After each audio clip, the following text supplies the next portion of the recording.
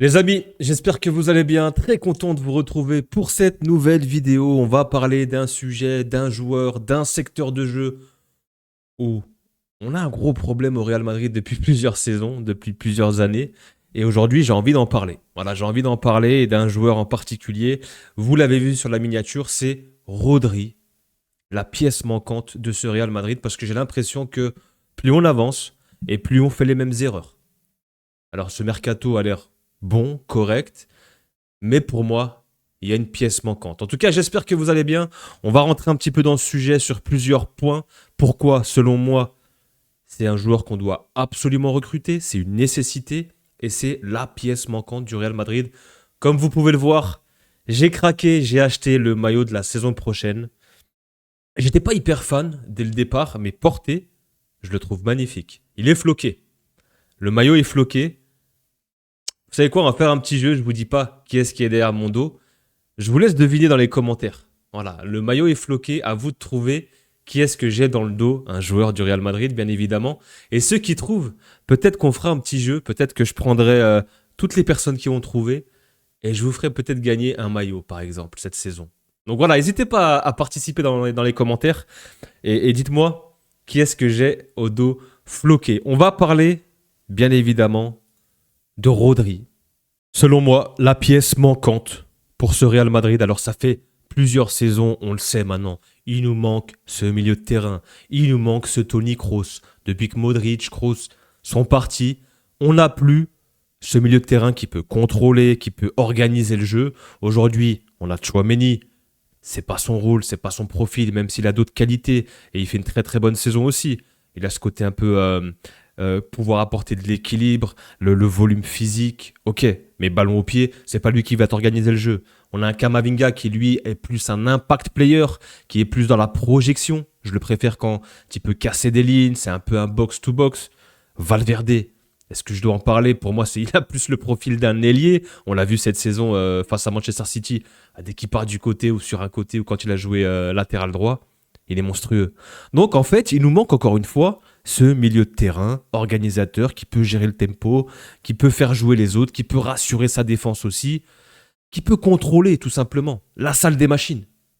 Aujourd'hui, on a récupéré Bernardo Silva, opportunité de marché, c'est très bien, il a un certain âge, il va rapporter une certaine expérience et du calme au milieu de terrain dans certains matchs de Liga, mais pour moi, il te manque ce patron. Et pour moi, ce patron, encore une fois, eh ben, c'est Rodri. Voilà. On a beau à chaque fois chercher des joueurs. Au milieu de terrain, en plus, dans le marché, les gars, il n'y en a pas 15. Il n'y en a pas 15 000 dans le marché au milieu de terrain. Moi, j'ai le souvenir, c'était au mois de mars dernier. Fabrizio Romano, Rodri, le fait que j'ai joué pour l'Atlético Madrid ne m'empêche pas de jouer pour le Real Madrid. C'est quand même une déclaration qui est forte. On ne peut pas refuser les meilleurs clubs du monde, a-t-il déclaré à la Honda Cero. Donc déjà, quand tu vois ça, Rodri, qui lui est passé par Villarreal, qui était formé, je crois, à l'Atlético, il ouvre les portes, clairement. Il est pas fermé à l'idée de rejoindre le Real Madrid. C'est un secret de Polichinelle. Le joueur veut retourner en Espagne. Je pense qu'il y a une fin de cycle du côté de Manchester City avec la fin de l'ère Pep Guardiola. Plusieurs joueurs qui vont quitter le club. Il est à 1 an de la fin de son contrat. Le timing est plutôt pas mal. Est-ce que on connaît la stratégie du Real? Est-ce qu'on attend le juin prochain pour le récupérer libre? Et dès janvier, on peut discuter avec lui et déjà préparer son arrivée? Ou bien, pourquoi pas aller le recruter dès cet été? Il est à 1 an de la fin de son contrat. Le joueur, je crois, est à peu près évalué aux alentours de 50 millions d'euros. Ça a drastiquement chuté. Je crois que son pic était monté à 120, 130 millions d'euros lors de son ballon d'or. Il y a eu cette grosse blessure, les ligaments, on avait des doutes. Comment est-ce qu'il va revenir? Est-ce qu'il va retrouver son réel niveau? Il arrive à peu près à l'âge de 30 ans. Bah, clairement, les gars, à l'heure où je vous tourne, c'est le jour de la finale de la Coupe du Monde, Espagne-Argentine. Il n'a pas encore joué, mais les gars, je me mouille. Moi, je prédis l'avenir, comme on dit. Je vous sors cette vidéo le lendemain. Rodri et l'Espagne sont champions du monde et il a fait un match stratosphérique. Voilà, je me mouille. Je connais pas encore le résultat, c'est une prédiction. Rodri, son début de tournoi était, on va dire, ok. Il est monté crescendo, il a grandi dans cette compétition. et ses matchs à élimination directe, que ce soit contre le Portugal, que ce soit contre la Belgique et contre l'équipe de France, ça a été un patron au milieu de terrain. Et il nous montre encore une fois pourquoi, pour moi, il fait partie des tout meilleurs à ce poste. Et pour ce prix, à cet âge-là, c'est un joueur espagnol, ballon d'or, il y a seulement 2 ans.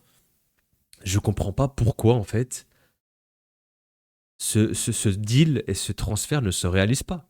Surtout que le joueur fait des gros appels de phare au Real Madrid. Quand je parle d'appel de phare, Rodri est ouvert à rejoindre le Real depuis longtemps. Mais les plans du Real sont clairs, ils n'ont aucune intention de le recruter. Pourquoi ?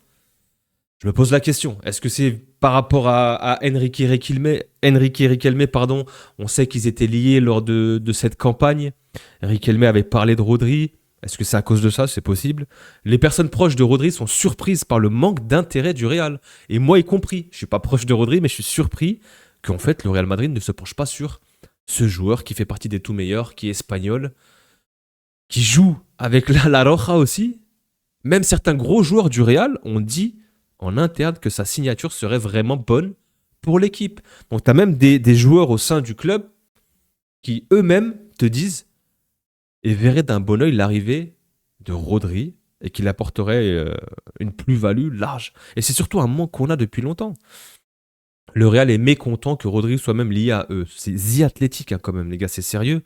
Je comprends pas. Je pense honnêtement que c'est par rapport à Enrique Riquelme, par rapport aux élections et que le fait qu'il ait été lié à Enrique Riquelme, je pense que ça peut freiner un petit peu Florentino Pérez.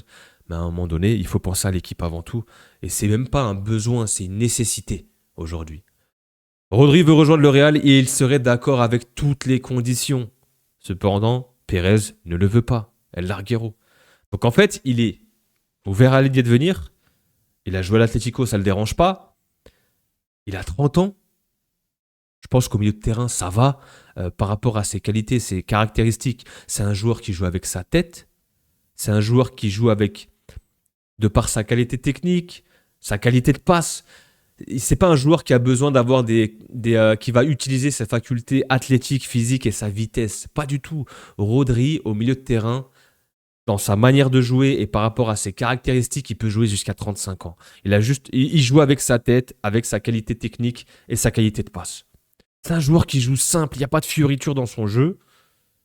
Je vois même pas un contrôle semelle, c'est toujours contrôle plat du pied, un contrôle, une passe. Je joue à une touche, je joue en 2 touches maximum. C'est la simplicité, c'est le joueur avec le maillot dans le short, tu vois, c'est le tonton, c'est l'ancien. Il me fait penser un petit peu à ces joueurs à l'ancienne. C'est la propreté absolue. C'est un ratisseur. En plus, il te récupère combien de ballons. Et il ferait tellement du bien au milieu de terrain, les gars. Il t'apporterait en fait un équilibre. Il te rassurerait en fait tes défenseurs aussi, mais aussi tes attaquants. Il pourrait les mettre dans de bonnes conditions. Donc en fait, pour moi, il y a tous les feux sont au vert. Tous les feux sont au vert pour se pencher et aller recruter Rodri. Rodri au Real, c'est pas terminé. Le milieu de terrain serait désireux de rejoindre le Real, on le sait, mais le transfert dépendra finalement de la décision de José Mourinho. On sait que Mourinho, il a fait son mercato. Il est allé chercher des joueurs d'expérience, déjà âgés. Je parle de Dumfries, je parle de Konaté, Cucurella qui a pas mal d'expérience aussi, Bernardo Silva. Donc en fait, c'est un recrutement, c'est un mercato pour win now, pour gagner maintenant. Là, en fait, le projet, j'ai l'impression de Mourinho et du Real la saison prochaine, c'est après 2 saisons blanches. Après, Xabi Alonso, ça a capoté. Après, des recrues assez jeunes, Mastantuono, Alvaro Carreras, on voit que ça n'a pas fonctionné. Et là, on prend un autre virage. Le Real a besoin de gagner tout de suite. Win now. On prend des joueurs pour gagner tout de suite. Dumfries, Konaté, Bernardo Silva, Cucurella. C'est des joueurs qui sont déjà établis. Tu les mets titulaires. Voilà, ils sont dans le moule, ça roule. Il n'y a pas besoin de progression, quoi que ce soit. Ils connaissent le très très haut niveau. Ils ont tous joué des matchs de Ligue des Champions. Et ils rentrent dans les critères dans ce cas-là, Rodri. Ballon d'or, vainqueur de Ligue des Champions, capitaine de la Roja. Il retrouve un sacré niveau au milieu de terrain avec l'équipe d'Espagne à ce mondial. Un joueur qui n'est pas très très cher, 40, peut-être 30, 40, allez je dirais 40 millions d'euros. En fait, il y a tout pour bien faire. À part si le Real, encore une fois, avec sa stratégie, veut attendre l'été prochain et recruter libre. C'est possible. Mais en tout cas, tu dois pas attendre. Tu dois pas attendre. Rodri pour l'Espagne à la Coupe du Monde, c'est plus de touches, Ses passes les plus précises, passes les plus précises dans le dernier tiers. C'est ce que je disais, il peut apporter aussi aux attaquants, les mettre dans de bonnes conditions. C'est le plus de duels gagnés, c'est le plus de possessions récupérées, plus d'interceptions, plus d'occasions créées en jeu ouvert. Alors il a 0 but, 0 passe D. Peut-être, je crois qu'il a un but, je suis pas sûr. Mais le mec, l'importance qu'il a dans une équipe, quand il est là et quand il n'est pas là, on a vu Manchester City, quand il s'est blessé, ça a chuté. Le visage de Manchester City a été complètement différent. Et la Roja qui a démarré timidement avec un Rodri mid, on le voit aujourd'hui, ils sont ici en finale avec une maîtrise totale dans ce cœur du jeu. C'est en partie grâce à Rodri aussi. En fait, il a tellement d'impact pour ses équipes et je pense que s'il signe au Real, on aurait un visage complètement différent. Vraiment. Donc on a les statistiques, on les a vues. Voilà, c'est un ballon d'or, on l'oublie pas. Il y a quelques petites datas, un 99e percentile pour les pourcentages de duels gagnés. 98e percentile, c'est pas facile à dire, hein, pour les passes progressives. Pareil dans les meilleurs centiles pour les passes en avant. Donc en fait, il est premier partout. Il est premier partout au milieu de terrain de première ligue par 90 dans les passes longues, dans la précision des passes, dans les passes progressives, dans les duels aériens gagnés, dans les touches, dans les... En fait, il a toutes les stats pour lui au milieu de terrain. C'est le milieu ultime, c'est le milieu complet. Comme j'ai dit, voilà, maillot dans le short, joueur à l'ancienne, qui joue très très simple, très propre techniquement. C'est celui qui se rapproche le plus d'un Kroos. Je dirais pas d'un Modric, mais plus d'un Kroos. Et honnêtement, c'est ce qui nous manque pour l'équilibre de l'équipe. On a une data ici, un comparatif avec Enzo Fernandez. Moi, j'aimais beaucoup aussi le profil d'Enzo, mais c'est un profil qui a plus sa vocation offensive, qui ressemble plus à un Bellingham. On le voit ici. La data et le graphique ne parlent pour lui. Hein. On a un Rodri qui est extrêmement complet dans tous les compartiments du jeu. Voilà. Peut-être Enzo qui carry un peu plus le jeu offensivement, mais c'est pas ce qu'on demande à Rodri. On a ce qu'il faut, on a du Bellingham, on a ce qu'il faut offensivement. On va pas encore rajouter une individualité, même si, oui, ça parle beaucoup d'Olysée. J'en ai fait une vidéo. Si on peut le faire, pourquoi pas? S'il y a une opportunité de le recruter, bien évidemment qu'il faut y aller. Mais je vais vous poser la question un peu plus tard. Est-ce que pour vous, il faudra recruter Rodri? On y vient un peu après. Rodri dévoile ses joueurs préférés par nation. Andrés Iniesta pour l'Espagne, logique, en vrai. Ça doit être son idole, son mentor. Lionel Messi pour l'Argentine, ok. Jude Bellingham pour l'Angleterre. Toni Kroos pour l'Allemagne. Bernardo Silva pour le Portugal. R9 et Zidane. Il y a beaucoup de Madrilènes ici. Hein. On le sait qu'il aime Madrid, il veut retourner à Madrid et que lui veut rejoindre le Real Madrid. Les stats de Rodri dans cette Coupe du Monde, comme j'ai dit, c'est pas de but, pas de passe D, mais l'impact et l'influence qu'il a dans cette équipe. On le voit ici, il a quand même quelques bons pourcentages en tir. Au niveau des passes, bah, c'est tout en haut, c'est ouvert, c'est 98, 100%. Au niveau de la possession, c'est pareil. L'abattage défensif, les gars. On parle beaucoup de Rodri avec ballon et dans l'organisation parce que on le voit souvent dans ces équipes, que ce soit avec City, que ce soit avec l'Espagne, c'est souvent des grosses possessions. Voilà. Et même défensivement, en fait, c'est des possessions défensives. C'est l'aspect défensif de ces équipes, c'est de garder le ballon, en fait. C'est comme ça qu'ils défendent. C'est de priver le ballon. Et on le sait c'est un des tout meilleurs pour faire circuler, garder ce ballon, garder cette possession. Mais les gars, même défensivement, regardez. 98e centile dans les actions défensives. Dans les tacles, c'est 99e centile. Les tirs bloqués, les récupérations, les dégagements. En fait, il est partout. Il est vert partout. 0 carton jaune, 0 carton rouge. C'est un joueur qui est propre, comme je vous ai dit. C'est une nécessité. Voilà, 50 millions. Il est à 1 an de la fin de son contrat. C'est le 30 juin 2027. Ballon d'or, Ligue des Champions, 4 Premières Ligues. 1 euro, en fait, le mec, il a déjà tout. Il a 30 ans. Et comme j'ai dit, de par sa nature de jeu, il peut encore jouer 5 ans. 4-5 ans, mais facile. À un très très haut niveau. Et on l'a vu, même après ses ligaments croisés, là, aujourd'hui, le mondial qu'il fait, c'est tout en haut. Pour moi, c'est le meilleur milieu de terrain de la compétition. Et de loin. Comment on pourrait jouer avec Rodri, les mecs? Moi, je le mettrais dans un double pivot. Avec Tchouaméni, avec Valverde, avec qui vous voulez, avec Bernardo Silva, peut-être. On peut, pourquoi pas, refaire le double pivot de Manchester City. On peut aller chercher leur double pivot, les ruiner. Mais imaginez juste. Moi, je serais plus... Je vous montre ça, les gars. Je vous montre ça. Les fans du Real ont fait un choix judicieux. Aujourd'hui, réagissez en commentaire, mis à part de savoir qui est dans mon dos et le flocage. Je veux que vous réagissiez aussi. Lequel d'entre eux, votre équipe, a-t-elle le plus besoin? Olise ou Rodri? À l'heure actuelle, est-ce qu'on a plus besoin d'Olise? Est-ce qu'on a plus besoin de Rodri? J'aimerais savoir dans les commentaires. Et surtout, Rodri, c'est pas le même prix qu'Olise. C'est 4 fois moins cher. Donc, est-ce qu'on pourrait pas faire Bastoni et Rodri? On sait que Mourinho cherche encore un défenseur central. On pourrait faire la paire. Bastoni, je crois que c'est à peu près, si on regarde leur Transfermarkt, ça vaut combien Bastoni? Alessandro Bastoni, c'est 65 millions d'euros. 2028, à 2 ans de la fin de son contrat, tu peux peut-être aller l'acheter pour, peut-être à ce prix-là, soit entre 60 et 70. Est-ce que si on fait est-ce qu'on a un back four, Cucurella, Bastoni, Konaté, Dumfries, avec Courtois dans les buts? Est-ce que t'as pas réglé tes problèmes défensifs? Est-ce que t'es pas costaud en ramenant Rodri en plus de ça devant la défense, avec un Silva, avec un Aurélien Tchouaméni? Est-ce que t'as pas vraiment ta défense et ton milieu de terrain qui est sécure? Tu peux voyager tranquille avec ces joueurs-là? On aura toujours les mêmes problèmes offensivement, les attaques placées, la connexion et l'association entre Vini, Bellingham, Mbappé. On a encore vu Bellingham et Mbappé.